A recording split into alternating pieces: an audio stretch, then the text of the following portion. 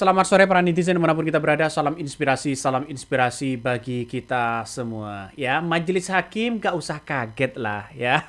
Soal ya ex ketua KEP Jakarta jadi relawan Jokowi hingga ahli kasus ijazah dugaan ijazah palsu. Jangan kaget lah majelis ya. Jadi sudah tahu begitu kan. KPU milik siapa? Terus kemudian Bawaslu milik siapa? Instansi-instansi yang lain milik siapa? Nggak usah kaget, ya. Ya, jangan tiru dengan Jokowi, kaget. Aneh kan di situ. Ini ada fakta baru dalam persidangan dugaan ijazah Jokowi begitu kan. Nih, Majelis Sidang KIP ngaku kaget ya, ex-ketua KIP Jakarta jadi relawan Jokowi hingga ahli ya kasus ijazah. Wih, ngeri kan?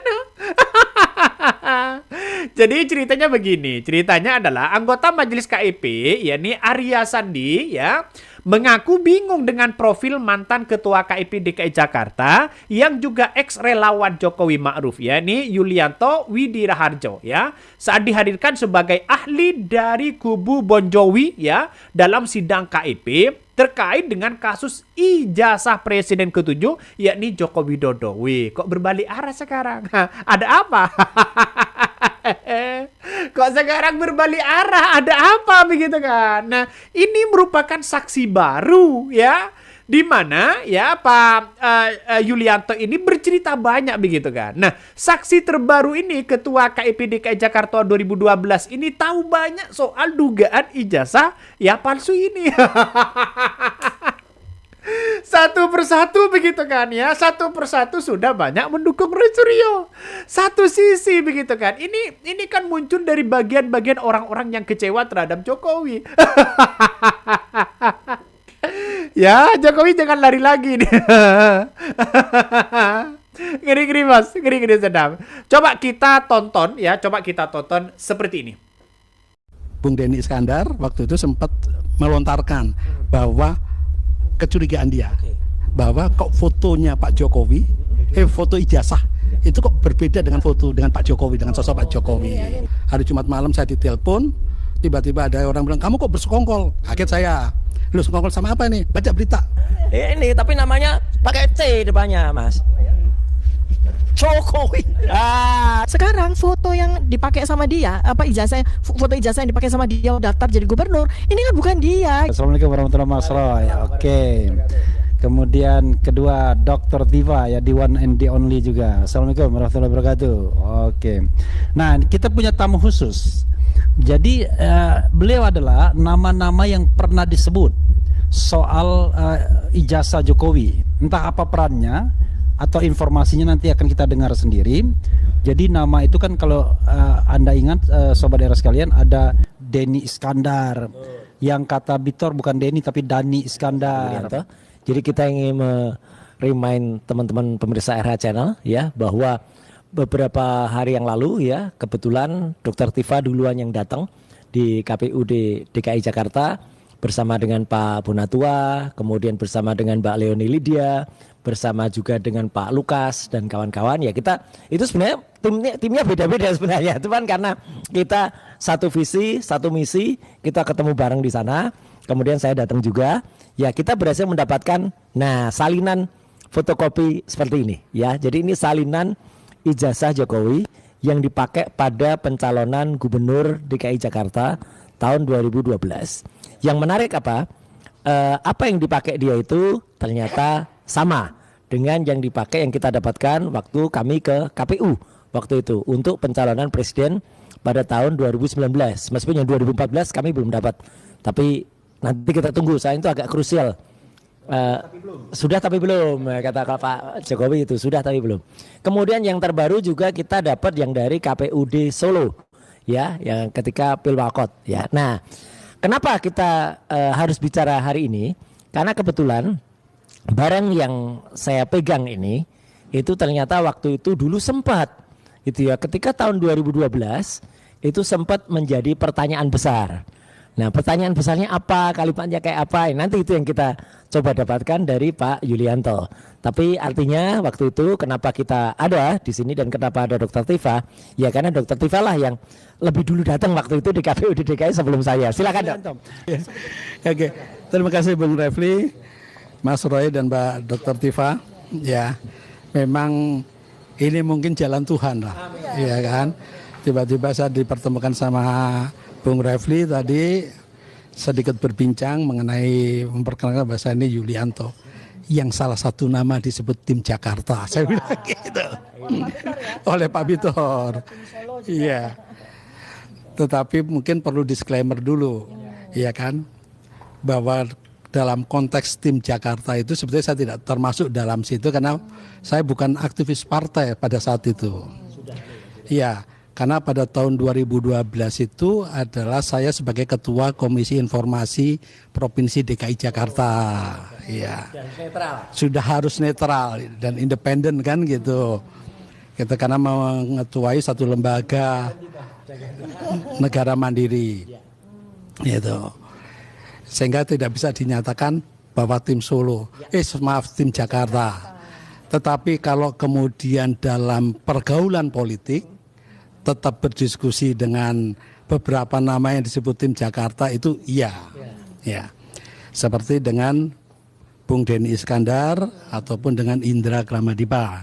Memang ya disebut tim Jakarta dan Indra Kramadipa ya.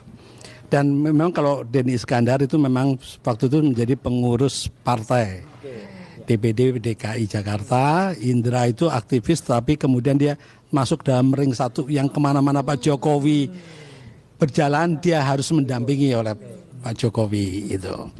Itulah disclaimer pertama saya. Iya. Ordal. Nah, berkaitan dengan ijazah Pak Jokowi yang kemudian diduga palsu, itu memang menarik karena waktu itu Bung Bitor ngajakin saya bertemu di tempatnya Mas Eros di GBN, Eros Jarot. Begitu ketemu langsung ditanya, Mas Eros capek-capek kita cari pembuat ijazah ternyata Yulianto. Nah gitu. Benar gak itu Pak? Iya. Waduh, langsung saya enggak gitu karena saya posisi 2012. Iya. Langsung selesai. 2012 saya ketua komisi informasi sehingga saya enggak boleh gitu benar. Nah, memang tetapi dari perbincangan ini makalah kenapa di beberapa pemberitaan tersebutlah seperti ya apa yang sudah diberitakan itu seperti sekretariat yang di Menteng katanya kan gitu, seperti itu di Cikini 69 gitu. Dan memang kita selalu berdiskusi. Diskusi dalam konteks pemenangan itu selain tim secara khusus mungkinnya tim Pak Jokowi secara resmi ada di Jalan Borobudur 22, tetapi juga secara informal di beberapa tempat, salah satunya yaitu di Cikini 69. Itu di mana kita berdiskusi juga bagaimana mengupayakan agar Pak Jokowi bisa menjadi gubernur DKI pada tahun 2012. Itulah dalam konteks seperti itu. Gitu. Nah, kemudian berkaitan dengan soal ijazah ini memang sempat waktu itu menarik karena Bung Denny Iskandar waktu itu sempat melontarkan bahwa kecurigaan dia bahwa kok fotonya Pak Jokowi, foto ijazah itu kok berbeda dengan foto dengan Pak Jokowi, dengan sosok Pak Jokowi. Iya, itu beda dengan itu sempat. Itu Denny, iya. Itu tidak menunjukkan kertasnya. Itulah tadi ya apa yang disampaikan oleh Pak Yulianto begitu kan ya. Jadi ini majelis hakim ini kaget soalnya begitu kan ya, kaget ya, sekaget-kagetnya melihat profil Bapak bahwa ya dari komisioner begitu kan, terus kemudian dikenal seorang senior begitu kan ya, Pak Yulianto ini juga dikenal sebagai relawan Jokowi begitu. Kok bisa-bisanya dulu satu sisi jadi relawan, satu sisi kok kok bisa menjadi ex ketua KIP begitu kan ya, kok bisa menjadi ketua KIP dulu 2012? Ada apa? Kan orang pasti bertanya-tanya begitu. Nah, disinilah banyak peran yang kemudian disampaikan oleh beberapa oleh beberapa majelis hakim begitu kan. Ini menunjukkan bahwa data fakta baru ini akan benar-benar akan terungkap begitu ya. Coba kita lihat saja dan tonton begitu kan ya, bagaimana soal majelis di sidang KIP yang mengaku kaget ex ketua KIP ya Jakarta 2012 ya jadi relawan Jokowi. Coba tonton seperti ini.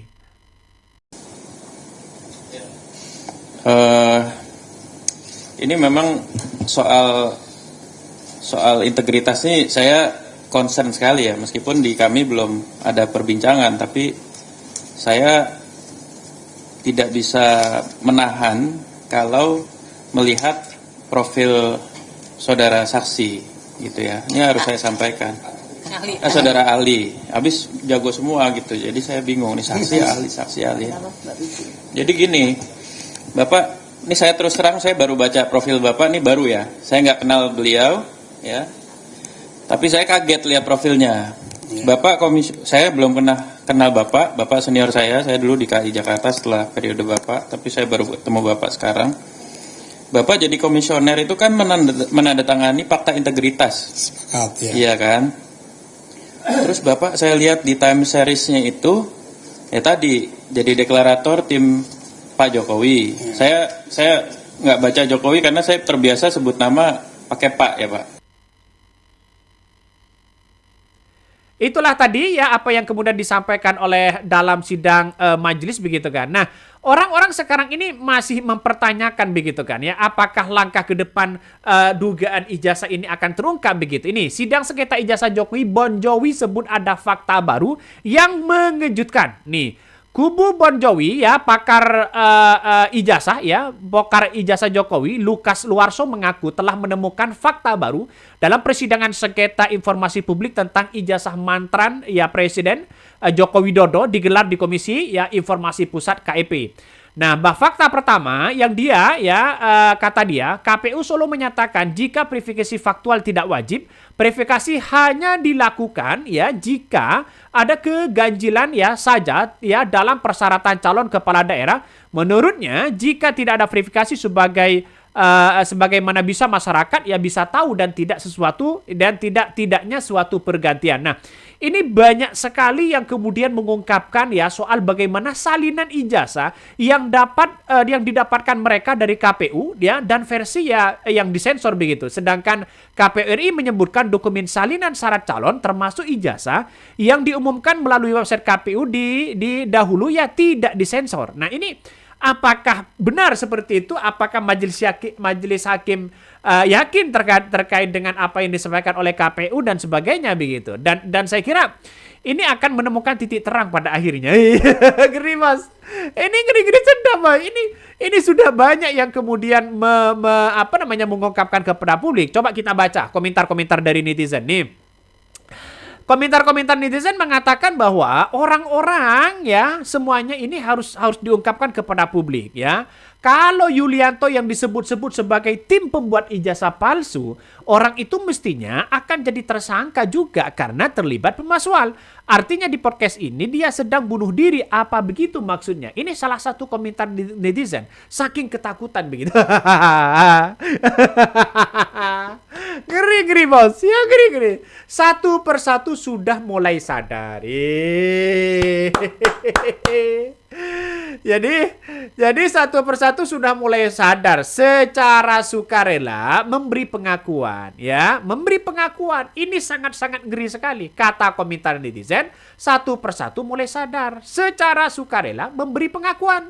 Memang terbukti apakah ada dugaan kebohongan, pasti suatu saat akan terbongkar. Meskipun disimpan ya serapat apapun, diamankan, dilindungi sekuat apapun, tapi aneh, di Konoha justru diabaikan.